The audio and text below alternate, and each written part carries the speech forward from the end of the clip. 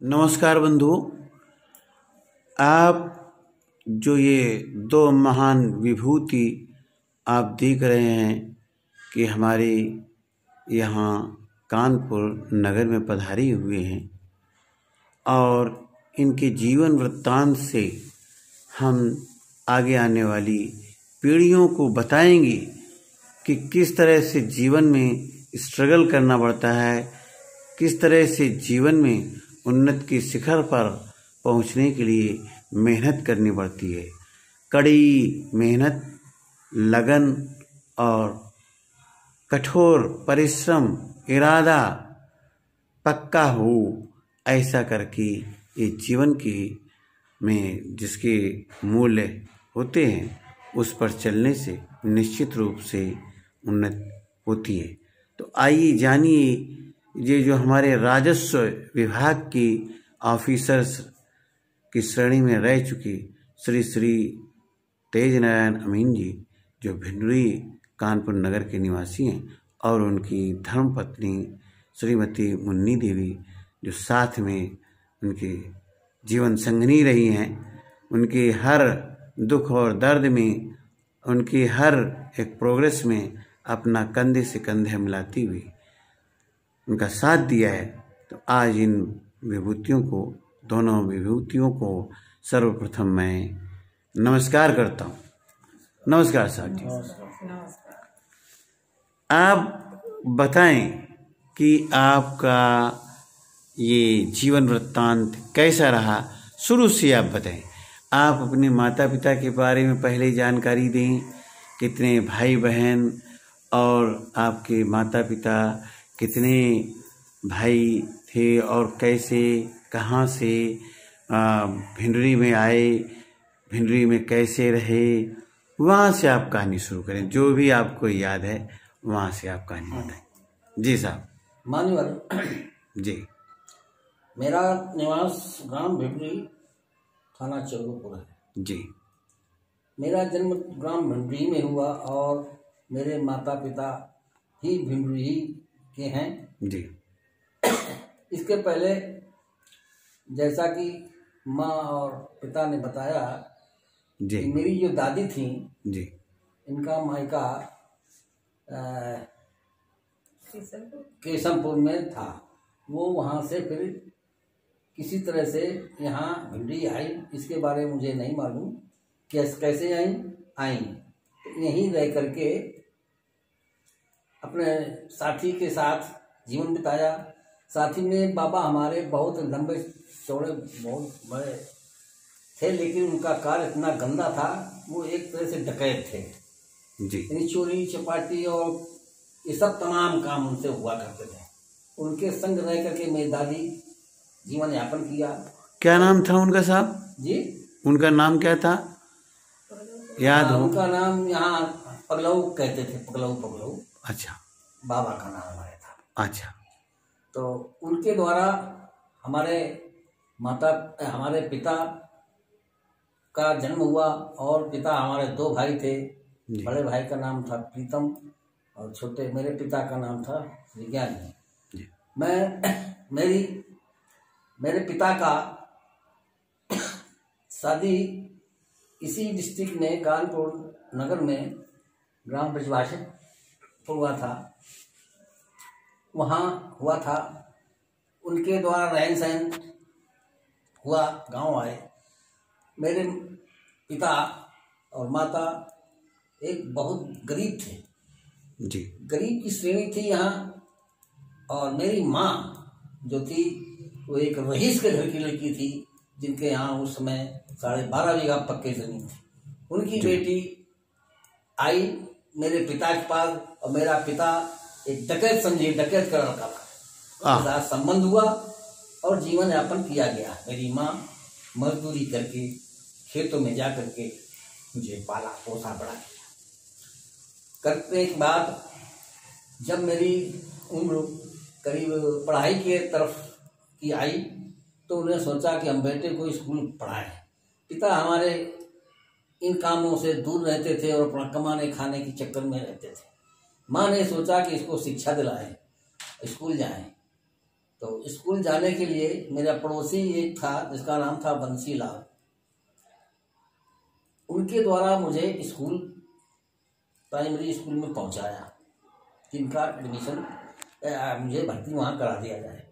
गया भर्ती करने के लिए, वहाँ भी टीचर जी थे एक, वो नगर महानगर समझिए या टाउन एरिया समझिए इस समय, शिवराजपुर जी के रहने वाले थे टीचर। वो प्राइमरी स्कूल में मरियानी में हमारे यहाँ टीचर थे। उनके संपर्क में जब गया, कहा भैया इनका नामकरण कर लूँ। ये मुझे जब होश आया तब की बात है जी। उसी समय। खैर टीचर के पास पहुँचे, उन्हें पूछा बेटा तुम्हारा क्या नाम है? तो नाम मेरा जो विख्यात था तेजा तेजा कहते थे जी। और पड़ोसी ने भी यही बताया। तो उस टीचर ने कहा नहीं, ये नाम नहीं रखा जाएगा, इनका नाम तेज नारायण रखा जाएगा, यही लिखा जाएगा कागज में। और तेज नारायण के नाम से मेरा एडमिशन हुआ। ये कब की बात है साहब? ये सन आप समझिए 65 में हाई स्कूल किया, 49, 54, 55 की बात है। 54-55 की। हाँ, इसके बाद शिक्षा हुई, 5वीं तक प्राइमरी में पढ़ा जैसे तैसे गरीबी की हालत में।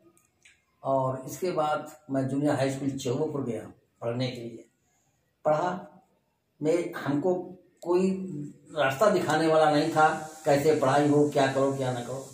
मुझे हमारे गांव का एक पंडित जी थे, अवस्थी महाराज कहलाते थे, उनका लड़का भी पढ़ता था, वो अमीर घराने के थे। तो उनसे हमारी कुछ दोस्ती रही। तो मैं पढ़ने के लिए मुझे उनके घर अपने आप ऐसी प्रेरणा मिली कि पढ़ने के लिए उनके घर जाते थे। अच्छा। उस समय पढ़ने के साधन में लाइट का प्रबंध था नहीं, कि बत्ती के रूप में दिया मिट्टी के तेल से चलता है, ये जला करके पढ़ाई हुआ करती थी। तो मैं उनके यहाँ खाना खाने के बाद 8 बजे रात में पहुंच जाए और घंटे 2 घंटे उस लड़के के साथ पढ़ाई किया करे और वही सो जाए। ये देखे गरीबी खाल। और सोते सोते सुबह वो घर भागे हुए अपना क्रियाक्रम करके पढ़ाई करे, स्कूल चले जाए। ये प्रक्रिया चलती रही जी। सन 63 में हमने जूनियर हाई स्कूल पास किया। क्योंकि उस समय इंग्लिश मीडियम के क्लासेस थे, लेकिन हमारी जानकारी नहीं थे, तो वो हिंदी मीडियम से हमने भाई हाई स्कूल और जूनियर हाई स्कूल किया। जूनियर हाई स्कूल में जो सब्जेक्ट चलते थे वो लिया। अंग्रेजी हमारी वीक थी, क्योंकि कोई शिक्षा देने वाला था ही ना, जो स्कूल में बताया जाए जैसे तैसे वो समझ बूझ के करते रहे। खैर जैसे तैसे हमने जूनियर हाई स्कूल पास करके हाई स्कूल गया। सन 65 में, हाँ 65 में हाई स्कूल मैंने किया। एक इंटर कॉलेज हमारे समय था शिवराजपुर, बैरी के नाम से जो है इंटर कॉलेज था। वहाँ जाने के लिए कोई रास्ता नहीं था, कैसे जाएं, किस तरह से जाएं। करीब हमारे यहाँ से गांव से कम 12 किलोमीटर 13 किलोमीटर करीब पड़ता था जी। आने जाने का रास्ता जी। गरीबी के हाल थे, साइकिल थी नहीं, उस समय साइकिल का चलन था। तो मैंने एक पड़ोसी से साइकिल मांगी, भैया दे दो, हम एडमिशन चलाना जानते नहीं थे। तो कैरियर में बैठ के चलाते चलाते गया, और जब लौट के आया तो उसका फ्रेम टूट गया, मुझसे टूट गया। उसको दिया तो उसको भाई नहीं समाई हुई। तो मेरी माँ ने कहा मजबूरी करके हम तुम्हें साइकिल जुड़वा देंगे। ठीक, ये केस हुआ। जब साइकिल आना जाना नहीं हुआ तो मैं ये 12 किलोमीटर 13 किलोमीटर जो रास्ता था मैं पैदल जाता था, और पैदल कम से कम 1 साल आया और गया पैदल। इसके बाद हाँ हाई स्कूल किया। हाई स्कूल से बाद जब पास हो गया, और हाई स्कूल में 3rd डिवीजन पास हुआ। क्योंकि कोई शिक्षा देने के लिए करने वाला नहीं था, अपने मन से जो कुछ हमें समझ में आता तो वही करते थे, न ट्यूशन था न कोचिंग, कुछ नहीं था। हाई स्कूल सन 65 में पास किया। वाह, बहुत अच्छा। मेरी जिज्ञासा हुई उस और साइंस साइड से पास किया। वाह, बहुत खूब। फिर जिज्ञासा हो कि नहीं यार कुछ इंटर कर लें, इंटर करें। अब चूंकि अंग्रेजी हमारी बहुत वीक थी, तो मैंने सब्जेक्ट बदल दिया और आर्ट साइड में आ गया जी। आर्ट साइड आया और इंटर परीक्षा दी। जी। इंटर परीक्षा देने में कुछ संयोग ऐसा था कि मैं फेल हो गया। जी। फेल हो गया तो ये हुआ क्या हो कैसे, अब तो हमारी स्थिति खराब, पढ़ नहीं सकते। तो मैंने माँ कहा कि अब पढ़ाई वढ़ाई नहीं होगी। चलो ठीक। फिर माँ ने हमारी सोचा, जब 67 में इंटर की परीक्षा दी, इसके पहले सन 66 में मेरे माँ बाप ने मेरी शादी कर दी। सन 66 में मेरे माँ बाप ने शादी कर दी और 67 एग्जाम दिया तो फेल हो गया। तो फिर वहीं से पढ़ाई शुरू बंद हो गई। अब बंद हो गई, पेट के लाले थे, भोजन के लाले थे, जैसे तैसे भोजन मिलता था। तो हम भी सोचे कि अब कुछ कमाना चाहिए। जी। ठीक। स्कूल छोड़ दिया तो इधर माँ पिताजी हमारे क्या किया, शादी होके आई थी, उसके महीने 2 महीने 4 महीने बाद मजदूरी करने के लिए या खेती करने के लिए बटाईगिरी में हम दोनों पत्नियों को लेके खेत में गए और करते थे खेती काम, जीवन यापन किया। खैर चलते रहे। सन 68 में जी। हमारे संतान पैदा हुई, लड़की जी। जो इस समय है। जी। और मैं सोचा कि इस नौकरी से भी काम नहीं चल रहा, तो एक रिश्तेदार हमारे बहनोई साहब थे मरनाना में, जी। उनके यहाँ मैं गया तो उनके पड़ोसी में एक टेलर कहते थे, मशीन चलाना जानते थे। तो हम सोचे कि उनसे कहा कि हमें भी यहाँ सिखा दे, इनसे तो सिखवा दे। तो मैं उनके यहाँ मशीन सीखने के उद्देश्य से चला गया कि नहीं तो सिलाई मशीन सीख ले तो कुछ अपन पैसा आएगा और जाएगा, करेंगे। जी। गए इसी उद्देश्य के लिए, चलते रहे, थोड़े बहुत दिन रहे, लेकिन वो हम कामयाबी नहीं हुई। इसी दरमियान में हमारे बहनोई हमसे छोटे थे। जी। हम बहनोई हमारे छोटे थे, उनके यहाँ रहे, काम सीखने के लिए मशीन चलाई। उनके यहाँ एक रिश्तेदार थे, तो उन्होंने कहा हमारे बहनोई से, भैया हो यार इस लड़के को इसको फॉर्म भरवा दीजिए। जी। कला कहेगा, कल यार चकबंदी विभाग चल रहा है, इसमें लेखपाली की जगह खाली निकली है, इसमें फॉर्म भरा दीजिए। तो भैया फॉर्म भरवा दिया गया। फॉर्म भरने पर हम इंटरव्यू देने गए। इंटरव्यू परीक्षा हुई। परीक्षा होने पर मतलब वाइवा भी हुआ और लिखित भी हुआ। तो लिखित पेपर में मैथ का पेपर था 50 नंबर का। जी। तो मैथ के पेपर में 50 नंबर में 50 नंबर हमारे फुल आए। वाह भाई। और मैं इस दृष्टिकोण से मैं पास हो गया। जब पास हो गया घर चले आए। थोड़े दिन बाद मुझे कॉल लेटर आया कि आपका अपॉइंटमेंट एज ए लेखपाली ट्रेनिंग के लिए आया है। जी। तो चकबंदी ऑफिस कानपुर नगर में ही था। वहाँ पर वो कागज लेके गए तो वहाँ पर हमको भेजा गया कि आपको शिवगढ़ रायबरेली डिस्ट्रिक्ट में है, वहाँ पर ट्रेनिंग करने के लिए जाना है। जी। ठीक। उस आदेश को लेकर मैं ट्रेनिंग के लिए सोचा कि जाए। अब मुझे इतना ज्ञान नहीं था कि कहाँ है, कैसे जाए। तो बहनोई साहब से कहा भाई हमको वहाँ पहुँचवाओ। तो उन्होंने सारा सामान बस से बंद कराया और लेकर कानपुर आए और बस स्टेशन पर छोड़ दिया, चले आए कि यहाँ से बस जाएगी और चले जाना वहीं, और ठीक जाओ। अब भैया जो मैं बस स्टेशन में गया और संपर्क किया कि कोई बस शिवगढ़ के लिए है, तो ना वो बस शिवगढ़ के लिए चली जा चुकी है। अब हमें बहुत दुख हुआ कि अब क्या करें। तो शांत प्रक्रिया वो बस आएगी, कल ही इतने खन आएगी टाइम पे। तो 24 घंटे मैं बस स्टॉप पर यूं ही पड़ा रहा। जब बस आएगी तब जाएगी, इतना ज्ञान नहीं था। खैर बस आई दूसरे दिन, मैं उस पर सवार हुआ, बैठा, शिवगढ़ पहुंचा। शिवगढ़ में ज्वाइनिंग दी और ट्रेनिंग में चला गया। ट्रेनिंग 10 महीने हमने की डिस्ट्रिक्ट रायबरेली में। जी। 10 महीने ट्रेनिंग करने के बाद स्वतः घर आ गए, अपने पिता के साथ खेती बाड़ी में हाथ बटाया और रहने लगे। करीब 10 महीने बीते तब मेरे पास एक कॉल लेटर आया जी कि आपकी नियुक्ति एज ए चकबंदी लेखपाल आपकी इसी नगर में अकबरपुर तहसील में की जाती है। जी। फर्स्ट पोस्टिंग हमारी अकबरपुर तहसील में एज ए चकबंदी लेखपाल हुई।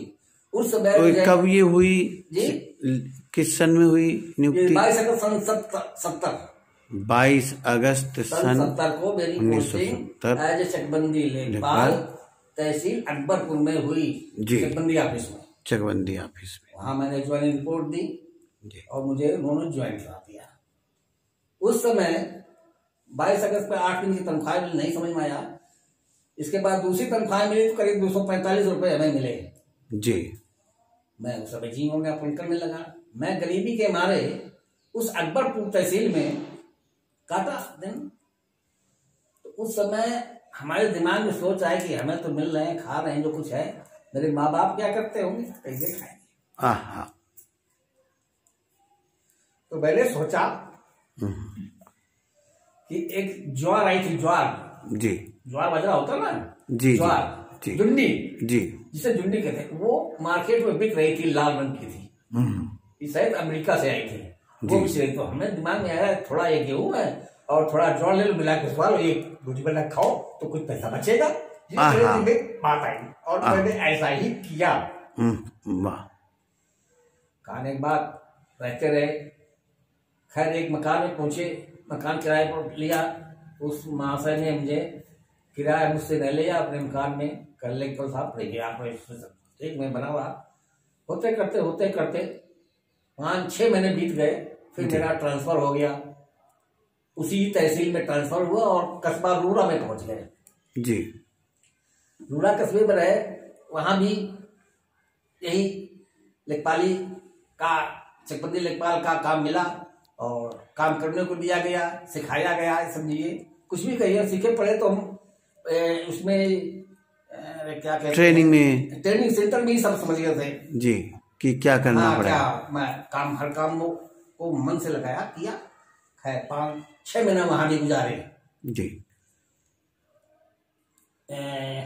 रूड़ा कस्बे में। जिसके बाद गवर्नमेंट से एक ऑर्डर आया जी कि आपका ट्रांसफर एज ए चकबंदी लेखपाल डिस्ट्रिक्ट कानपुर से डिस्ट्रिक्ट इलाहाबाद में किया जाता है जी। ऑर्डर मिला हमको। ठीक, उस ऑर्डर को लेकर जाकर के हमने इलाहाबाद गया, वहां ज्वाइनिंग जिले पर दी। तो जिले से ऑर्डर मिला कि नहीं, मेजा तहसील में आपको तैनाती दी जाती है जी। वो ऑर्डर लिया, मेजा तहसील पहुंचा। संयोग की ऐसी बात है, मेजा तहसील में पहुंचा तो उस समय बंदोबस्त अधिकारी एज एसडीएम जी, उस समय बंदोबस्त अधिकारी जी थे। मैं वहां बीमार पड़ गया। ओहो। हमें देख रेख करने वाला कौन है? हमारे साथियों ने सूचना बंदोबस्त अधिकारी को दी। तो उन्होंने मुझे देखा और कहा, बेटा ठीक, घबराओ नहीं, ये बताओ तुम घर जाना चाहते हो या तुम्हारा इलाज यही करवा दें जी। मेरे मुख से यही निकला, सर हमें घर जाना चाहते हैं। ठीक, एक दूसरे लेखपाल को बताया कि जाइए बेटा, इनको घर तक छोड़ आइए जी, कानपुर छोड़ आइए जी।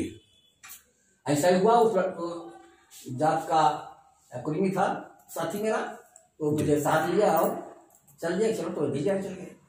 जब वो इलाहाबाद सेंटर पर मुझे गाड़ी में बैठा दिया, तब मैंने उनसे कहा, भैया अब ऐसा करो, आप जाओ। अब गाड़ी बैठ गए, हम कानपुर पहुंच जाएगा और धीरे से घर में पहुंच जाएंगे जी जी। तो खैर कहना नहीं, हम चलेंगे, हमको नहीं, आप जाओ, परेशान ना हो, हम पहुंच जाएंगे। तो उनको वापस किया और मैं सीधे कानपुर ट्रेन से आ गया और ट्रेन के द्वारा अपने घर पहुंच गया। माता ही 1.5 महीने की छुट्टी लेके आया। तो उस समय मेरी 1.5 महीने की छुट्टी भी पूरी नहीं बनती थी जी, कम थी। तो खैर 1.5 महीने जितना पैसा तनख्वाह मिला वो मिला छुट्टी का, और जो नहीं बन रहा था वो कैजुअल लीव में कट गई, नहीं बिना वेतन जी। तनख्वाह मिली जारी रही, यानी नौकरी मेरी जारी रही जी।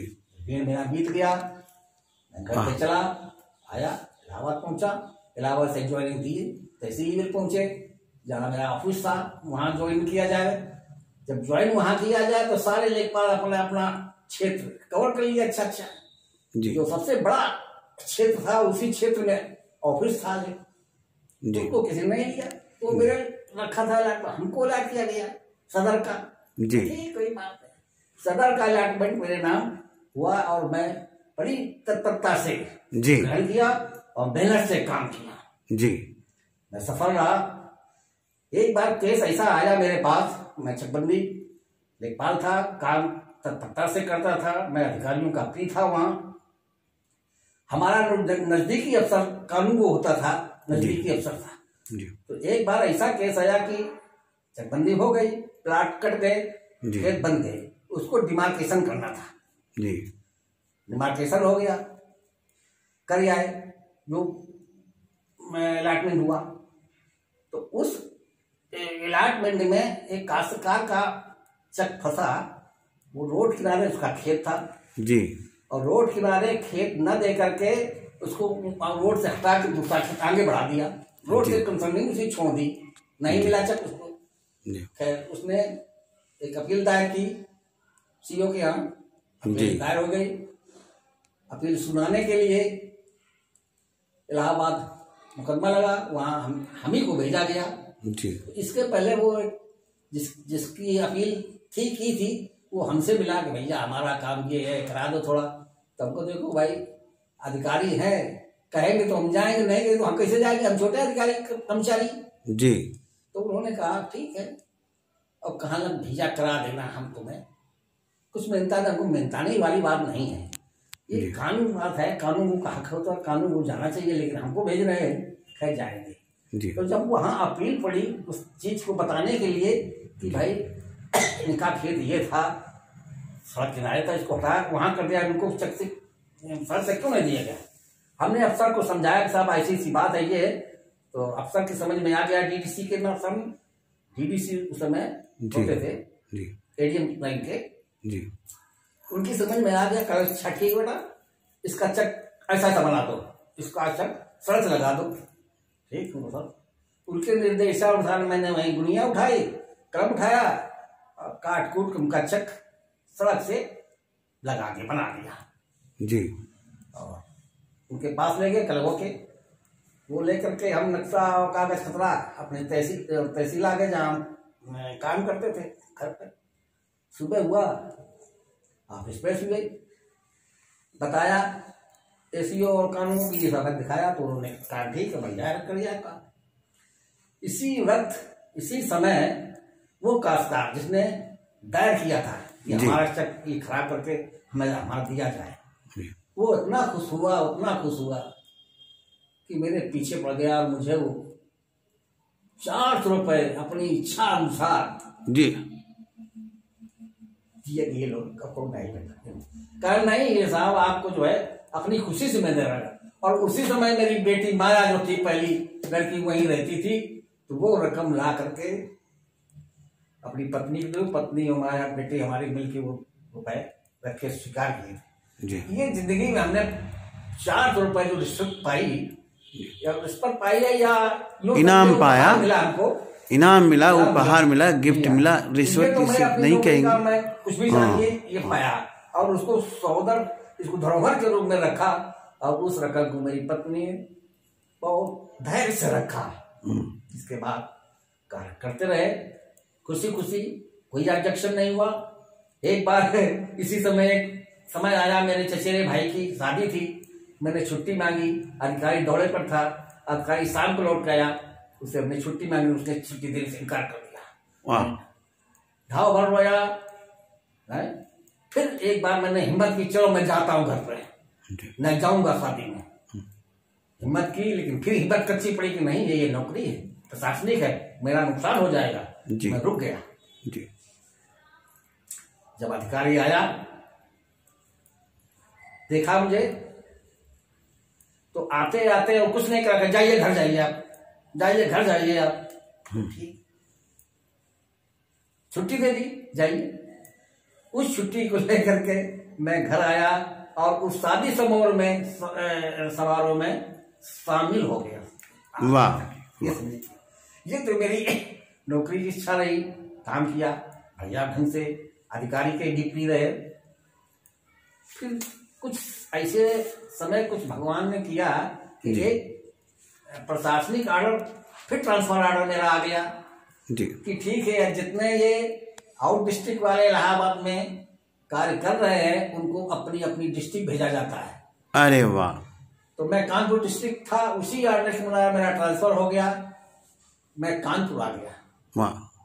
जब अपनी तहसील कानपुर में आ गया, वहां रुके, फिर वहां डिस्ट्रीब्यूशन हुआ, क्योंकि 5-6 तहसीलें थी उस समय कानपुर में। सब अपनी अपनी चॉइस की तहसीलें ले रहे थे, हमारा यहाँ पोस्टिंग हो जाए, हमारी यहाँ पोस्टिंग हो जाए। वाह। हम साथ बड़े के ससुर जब हुआ देखा जाएगा। जी। हमारी बिल्हौर चूंकि शहर से दूर पड़ती थी, 50 किलोमीटर करीब, तो यहाँ आने के लिए कोई साथी तैयार न हुआ, तो खाली पड़ी थी जगह। तो प्रशासन ने मेरा ऑर्डर कर दिया कि जाओ, आपको तहसील बिल्हौर में तैनात किया जाता है। वाह भाई। मैं खुशी से खुश हुआ कि आप अपनी तहसील भेजा दिया है भाई, आ गए तहसील, आ गए तहसील लेवल पर आ गए। अब यहाँ पर तहसील लेवल पर भी क्षेत्र दिया जाता है कि कौन किसके साथ काम करेगा। ठीक, यहाँ भी आए। और ट्रांसफर उस समय जब हमारा ट्रांसफर हुआ है इलाहाबाद के लिए, तो आज एक चकबंदी लेखपाली जो जगह समाप्त करके ये सहायक संग्रह अमीन के पद पर पोस्टिंग हुई थी। जी जी। ये ऑर्डर हुआ था, तो उस ऑर्डर को लेकर के मैं बिल्हौर आ गया। जी। बिल्हौर से फिर चुपचाप रहा, फिर तैनाती हमको मिल गई हमारे ब्लॉक चौबेपुर पर मैं रहने वाला था। ब्लॉक चौबेपुर में ही हमारी पोस्टिंग भेज दी कि जाओ वहां तुम काम करो जाए, बिना किसी सिफारिश के। जी। मैं शांत रहा कि देखो कहाँ होता है। जी। और वहां जब पोस्टिंग हुई तो खास 1-2 किलोमीटर की दूर पर जो अमीन तैनात है वसूली में, उनके साथ में भेज दिया गया। अरे वो बहुत बढ़िया होगा। वाह। मैं उनके सहायक के रूप में साथ काम करता रहा, अमीन बना रहा, वसूली करता रहा। चलते चलते चलते फिर भी क्या बताए, कुछ समय की बात, सन 77 में ये भी पोस्ट खत्म कर दी गई सहायक संग्रह में। और ये आदेश हुआ गवर्नमेंट का जी को जो जिस तहसील का ये अमीन है उसको रेगुलर लेखपाल में तैनाती की जाती है। रेगुलर लेखपाल में तैनाती की जाती है, अपनी ज्वाइनिंग दे। ठीक है, इस चीज को लेकर के मैं काफी ज्वाइनिंग के लिए तहसील जिले लेवल पर आया, रिपोर्ट की, लेकिन कोई सुनवाई नहीं, ज्वाइन नहीं कराया गया। मुझे ज्वाइन नहीं कराया गया। मैं भटकते भटकते भटकते भटकते 10 साल हो गए, 10 महीने हो गए, ज्वाइनिंग नहीं मिली। लेखपाली की ज्वाइनिंग नहीं मिली। टरकाते रहे उस पे। एक तहसीलदार मिश्रा उनको सालों को गाली निकलती मुँह से, इस पर भी 200 रुपए दी कि भाई इसी क्लास में हमें पोस्टिंग करवा दे दे। कोई शांत रहे। संयोग की बात थी, खुदा ने खास्ता, ईश्वर सब जो करता है अच्छा करता है। तहसील में एक अमीन थे, वो इलाहाबाद के रहने वाले थे, श्रीवास्तव जाट के थे। तो उन्होंने अपना ट्रांसफर इलाहाबाद के लिए कराया था कि अपना इलाहाबाद घर पहुंच जाएंगे जी। इधर जब उनको तो ट्रांसफर रिलीव कर दिया गया, जगह एक खाली होने वाली थी, हुई।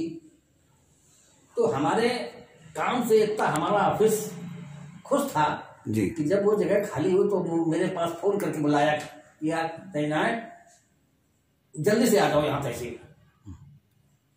भाई पहुंचे तो कहा देखो ये रिलीव हो रहा है, और वो रिलीव हो रहा है, इनकी ज्वाइनिंग तुमको मिलवाते हैं।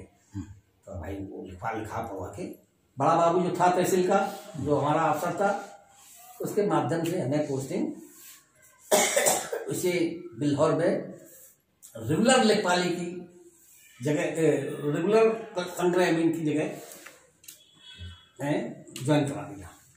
ये कब की बात है? ये सन 78 की बात है। 77 में रिटर्न चला 10 महीने जी, और सन 78 में फरवरी 78 में मुझे जी ज्वाइनिंग एज ए संग्रह में मिल गई जी। और वो मैं चंद्रशेखर सहाय एक श्रीवास्तव बड़े बाबू थे, उनकी मैं मानता भाई करूँगा। उन्होंने मुझे अपनी रिपोर्ट बना करके तहसीलदार के पेश किया कि साहब इनको कर दीजिए, जगह खाली है, वसूली का अभियान है और बढ़िया वसूली करते हैं। मेरा स्वास्थ्य उस समय पतला सा था, मैं बॉडी का पतला था जी। तो मुझे देखकर तहसीलदार हंसने लगा, कहना यार बाबू ये लेखपाली ये अमीन ये कैसे वसूली करेगा। तो हमारे बड़े बाबू ने हमारी सिपाही की साहब सर इसको पतला मत समझिए, ये बहुत ईमानदार, बहुत बढ़िया काम करता है। जी। तो हंसे और देख करके उन्होंने टुटोक कर दिया कि ठीक लाओ। अब वो फाइल तहसीलदार से लाऊ हो गई और वो तहसीलदार से लाऊ होकर के सीधे मेरे हाथों में आई और मुझको लेकर के वो बड़ा बाबू सीधे एसडीएम के पास, चूंकि कैंप तहसील लेवल पर ही एसडीएम का होता था, तो उनके ऑफिस पहुंचा। तो फाइल तहसीलदार ने पेश की एसडीएम को। जी। एसडीएम ने फाइल देखी ताकि, और मैं गेट पर बाहर खड़ा था। जी। तो देख रहा था कि क्या हो रहा है। जो एसडीएम साहब ने अपनी कलम हमारे कागज पर, मैं बाहर से देख रहा था गेट से, जो चलाए अप्रूव, हम समझ के मेरे पोस्टिंग हो गई। ये समझिए मेरे आत्मा करे पोस्टिंग हो गई। जी। क्लियर। ऐसे की ना हम समझ अप्रूव कर रहे हैं। जी। अप्रूव हो गई, वो आर्डर मिला, मेरी ज्वाइनिंग स्वीकार हो गई और मैं एज ए कलेक्शन अमीन तहसील बिल्हौर में तैनात हो गया। जी। और करीब करीब मेरी जिंदगी हर इसी तहसील से नौकरी की। एक बार मेरी पोस्टिंग तहसील बिल्हौर से कट करके तहसील कानपुर में आ गई। जी। यहाँ ज्वाइनिंग दी। बहुत बीहड़ इलाका मुझे मिला आखिर में। जी। जैसे तैसे किसी तरह से भी समझिए टाइम काटा 5-6 महीने, और फिर मर्जी से ही मैंने म्यूचुअल किया और फिर बिल्हौर ही आ गया। जी। और आकर के नौकरी की, बढ़िया प्रशंसनीय रही। जी। सन 2009 में हमारा रिटायरमेंट हुआ एज ए संग्रह अमीन। और इसके पहले थोड़ा सा बयान भूल गया, नहीं समझ में आया। इसी बीच एक प्रमोशन मुझे सहायक संग्रह अमीन, संग्रह नायब तहसीलदार के रूप में मेरी पोस्टिंग हुई। जी। और मैं 2 महीने एज ए नायब तहसीलदार रहा इसी बिल्हौर तहसील में। 2 महीने नायब तहसीलदार, उसका वेतन मैंने पाया। वाह। उसके बाद फिर रिवर्सल हुआ, एज ए अपनी जगह पहुंच गया।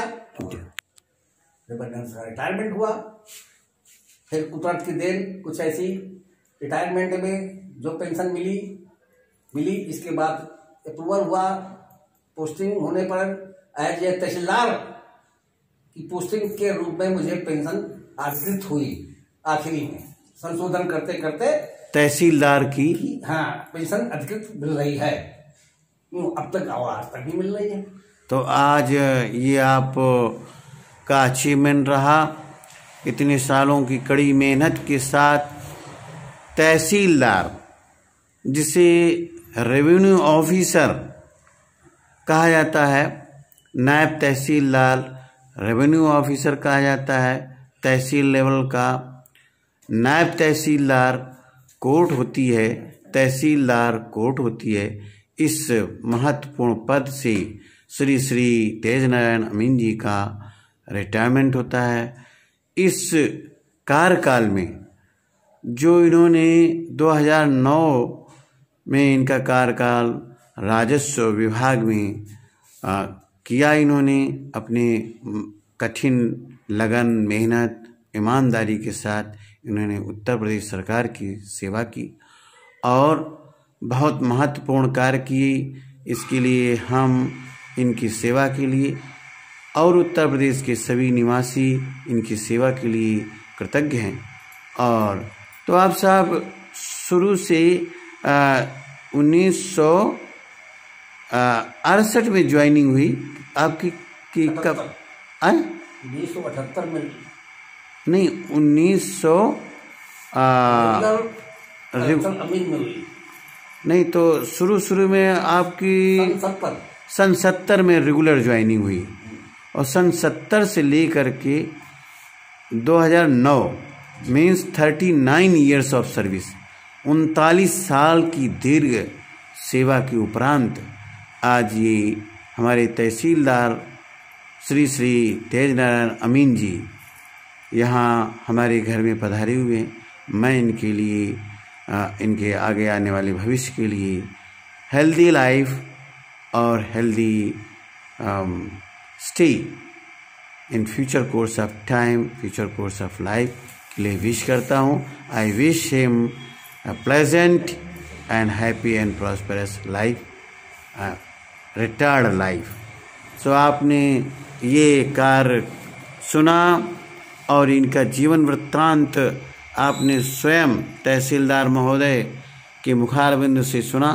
इससे हमें प्रेरणा मिलती है कि हम चाहे जितने गरीबी के दौर से गुजरें, यदि हमारे पास में कड़ी मेहनत है, ईमानदारी है, सच्ची लगन है, तो निश्चित रूप में हमारा जीवन सुख और समृद्धि से भरपूर रहेगा।